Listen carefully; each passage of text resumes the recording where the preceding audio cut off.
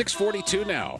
It's First Edition on AM 860 KPAM. I'm Tim Hull with Diana Jordan. It is Food Cart Friday on AM 860 KPAM, and it's time to ring in the new year with our favorite blogger, Brent Burmeister of Food Carts Portland. Hey, Brett. Good morning, Tim and Diane. How are you? Good morning. So, hey, let's start off with that story about city center parking. It's being sold to a Canadian company. You probably know that already, but lots of carts call city center lots in downtown Portland home. So what's going to happen? Or they need to be worried about it? I was caught off guard yesterday also by the news, and so I can only speculate. I don't know. We have a lot of changes going on with the new city government. With this, we could see some sort of shift in the street food culture in downtown Portland in the next year or so. According to their press release, things will stay the same. But they always say things will stay the same. The same thing, yeah. So. Maybe this is just a way for the Canadians to get Americans to eat more poutine. Have you had a chance to talk to any of those cart owners? And if so, what's been their reaction? Their reaction's been kind of just surprise, in the same way as mine was like, wow, I wonder what that will mean. I talked with a few yesterday, and it really was just kind of like, maybe, some general concern. Others were like, well, I'll move on to the next thing. It's almost a laissez-faire type of attitude. How many carts would this affect, potentially? Almost all of the carts that are in downtown Portland rent a spot from City Center Parking or one of their affiliates. The only carts that don't are the ones in Pioneer Cross Square. So by my count yesterday, about 150.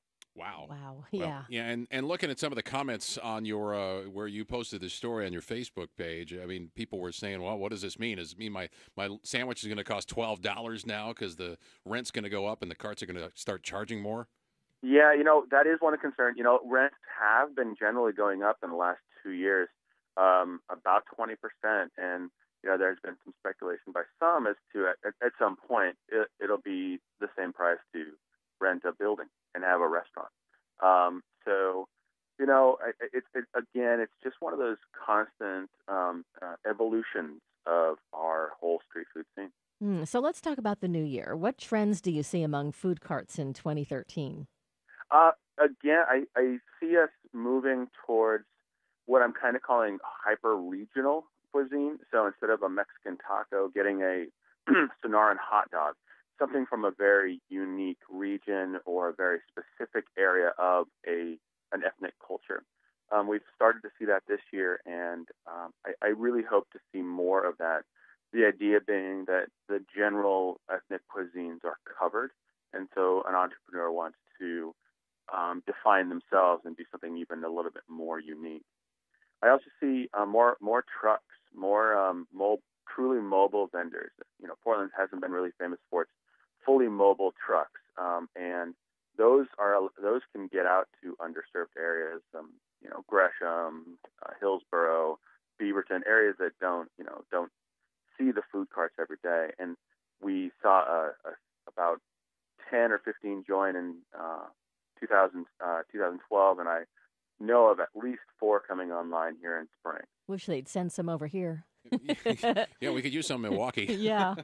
Is there going to be any sort of shakeout, Brett? I mean, we know that carts kind of come and go, but have we reached the saturation point, or are we going to see continued expansion and evolution? We'll continue to see new vendors. I'll say that. We have pretty much stayed the same numbers in the last year, but I saw 100 new carts come into the scene, and I saw 80 carts leave. So we're having a lot of transfer of ownership. We're having new vendors and vendors close. One of the things that I'm seeing is a bit more seasonality than we had seen in the past maybe 4 or 5 years, where people are they're buying in spring and selling in fall, and they're only coming in for the summer season. And they're willing to take a loss on that, on their cart in fall. And the numbers this year of carts closing in fall and winter were significantly higher than last year. So yeah, go ahead. I see it. I do see us. Again, it's a constant evolution. We'll always have street food. We'll always have plenty throughout the city. I think more vendors will become a little bit more business savvy about those trends in sales. So, Brett, we've had some security issues around the carts from time to time, and it seemed to hit a high point just before the holidays. What's the latest on the security issues that we've talked to you about in the past? Well, we had some security issues on the east side with a lot of vandalism and theft since summer, and we've had a meeting since then with the lot owners and some of the carts. I haven't heard of any reports during the holidays, etc. The issues downtown on Third Avenue with the violence and kind of challenges with the homeless youth. We haven't seen that since then. That was a building issue since summer. I see some of those issues continuing. I do believe that maybe the cart culture has gotten to a point of maturity, and these things start to happen with any type of business. But hopefully, if we can address some of the issues in a holistic way, working with the city, working with the Office of Neighborhood Involvement, possibly having security on site to try to mitigate some of the issues. Mm-hmm. Brett, it's always great to have you on the show. We appreciate your insight, and Happy New Year.